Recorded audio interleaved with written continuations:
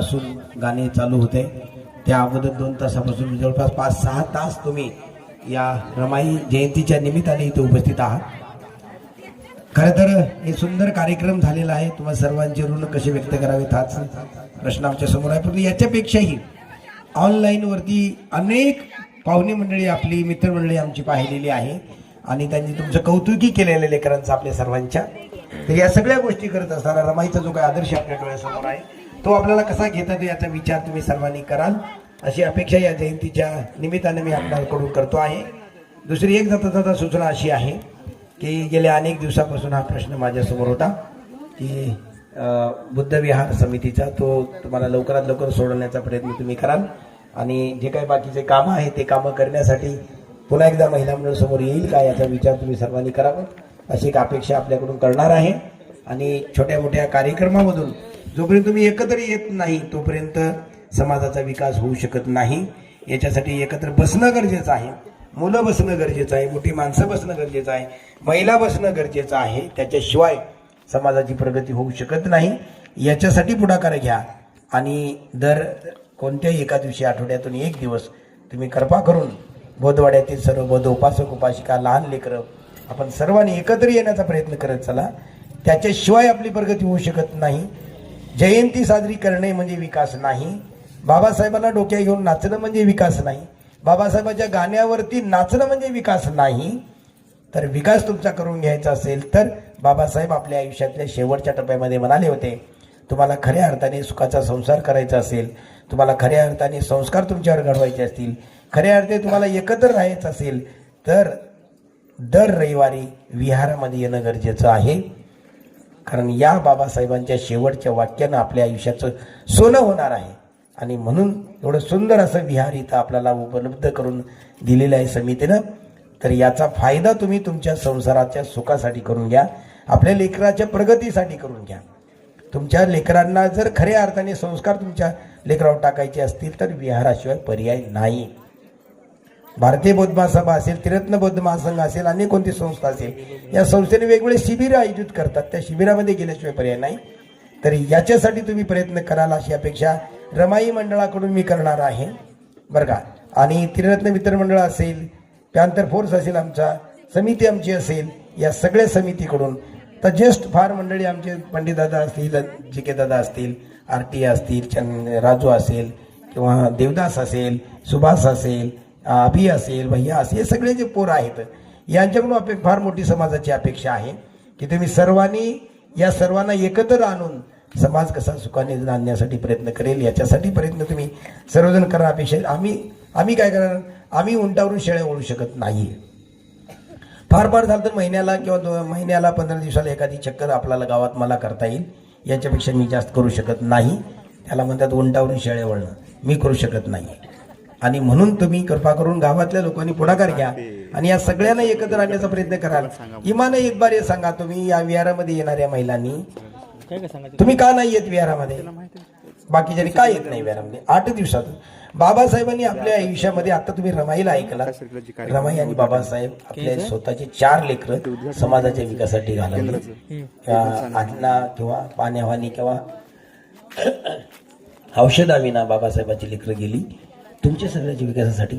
मग तुम्हाला आठवड्यातून 1 घंटा तुम्हाला एकत्र येऊ शकत नाही तर यापेक्षा आणखी तुम्ही कोणता गुन्हा करणार आहात? तुम्ही 1 घंटा तुम्ही येऊ शकत नाही का विहारामध्ये? तुम्ही आठवड्यातला 1 दिवसातला एक घंटा या रमाईच्या जयंती तुम्ही एवढंच शिका महिलांना, तुम्ही एवढंच शिका की आठवड्यातून 1 दिवसातला 1च घंटा तुम्ही विहारात या. काहीच नका करू, तुम्ही फक्त येऊन वंदना म्हणा आणि कोणी सांगलं 5 मिनिटाचं 10 मिनिटाचं ऐका, याच्यापेक्षा प्रश्न काय आणि जा घरला निघून. एवढंच करा 8 दिवसातून. करताय तुम्ही? करताय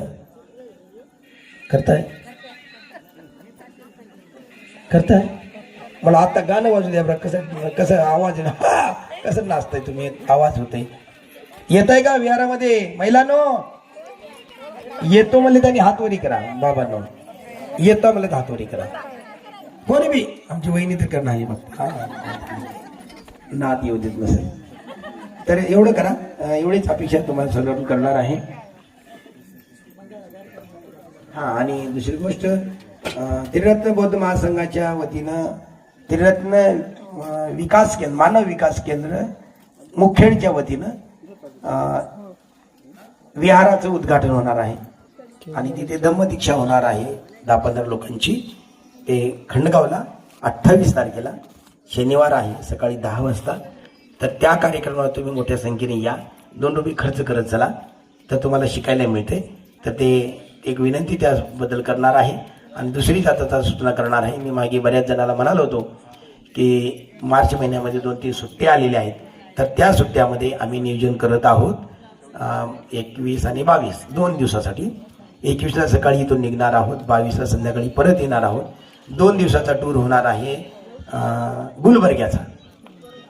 त्याची फीस मी 1-2 दिवसामध्ये तुम्हाला सांगणार आहे. तिथं तुमची राहण्याची, जेवणाची सगळी व्यवस्था आम्हाला करायची आहे. येण्या जाण्याची आणि राहण्याची आणि खाण्याची अशी व्यवस्था करून तुम्हाला आम्ही पैसे सांगणार आहोत. आमच्याकडे जागा आहे 32 गाडीची जागा 32 आहे आणि 40ची. जर 32 महिला किंवा पुरुष तयार झाले तर 32, नाही तर 40. याच्यापेक्षा जास्त आम्ही घेऊ शकत नाही. मी तुम्हाला त्रिरत्न ग्रुपवरती टाकणार आहे, दुसऱ्या 2-3 ग्रुपवरती टाकणार आहे. ज्यांनी लवकरात लवकर पैसे आणि नाव देतील त्यांना त्यांच्यामध्ये जागा मिळणार आहे. तर पैसे सुद्धा सांगणार आहे आणि तारीख सुद्धा 21 आणि 22 2 दिवसाची टूर आहे. यस, जर तुम्हाला यायचं असेल आमच्यासोबत तर तुम्ही येऊ शकताय. नांदेडची गाडी झालेली, बुक झालेली आहे एक. नांदेडून एक ट्रॅव्हल्स झालेली आहे. आता तुमची आहे खानापूरची. चला. आणि कोणी पाहुणे मंडळी येत असते तर इथूनच निघणार आहे गाडी, खानापूरवरूनच निघणार आहे गाडी. जर बाहेरगावची कोणी पाहुणे मंडळी येत असतील तर चला, हे तुम्हाला फ्लायर टाकलं जाईल, सूचना केली जाईल. याच्यासाठी तुम्ही सूचना करा. पुन्हा एकदा आपल्या सर्वांचेच रमाई मंडळाच्या वतीने आयोजित केलेल्या कार्यक्रमाचे सर्वांचेच ऑनलाईन ऐकले, त्याचे इथं बसून ऐकलेले, घरी झोपून ऐकलेले, इथं गावात असून सुद्धा घरून पैसे दिलेले गावातले सर्व मंडळी, आपल्या सर्वांचे खूप खूप आभार. आमच्या ताई इथून सुजाईतपूरच्या ताई इथे बराच वेळापासून बसलेले आहेत. ताई, खूप तुमचे आभार. तुमच्या कार्याला सलाम आहे. तुम्ही अनेक कार्यक्रम करत असतात आणि अशा पद्धतीचे कार्यक्रम करत गेला तर तुमचे खूप खूप पुण्यानुमोदन आहे. कारण असं कार्यक्रम केल्याशिवाय महिला सुधारू शकत नाहीत. तुमच्यासारख्या महिला अशा गावागावामध्ये जाणं गरजेचं आहे. तर आपली खूप खूप धन्यवाद. पोलीस मंडळाचे आभार. जे सत्कार मूर्ती आली त्यांचे आभार. ज्यांनी सत्कार केलाय त्यांचे आभार. ज्यांनी सत्कार केला नाही त्यांचे आभार. ज्यांचे नाव आम्ही घेऊ शकलो नाही त्यांचे आभार. कोणीच रुसणार नाही कुणावरती, त्यांचे आभार. आणि डीजे बाबू, लय भारी तुमचा डीजे. तुमच्यासाठी जोरदार टाळ्या होते यांच्यासाठी. लय भारी तुमचा डीजे. आणि हा ओके. तर हे कोरिओग्राफी म्हणून जे काही प्रॅक्टिस झालेली आहे लेकरांच्या डान्सची अशी, तर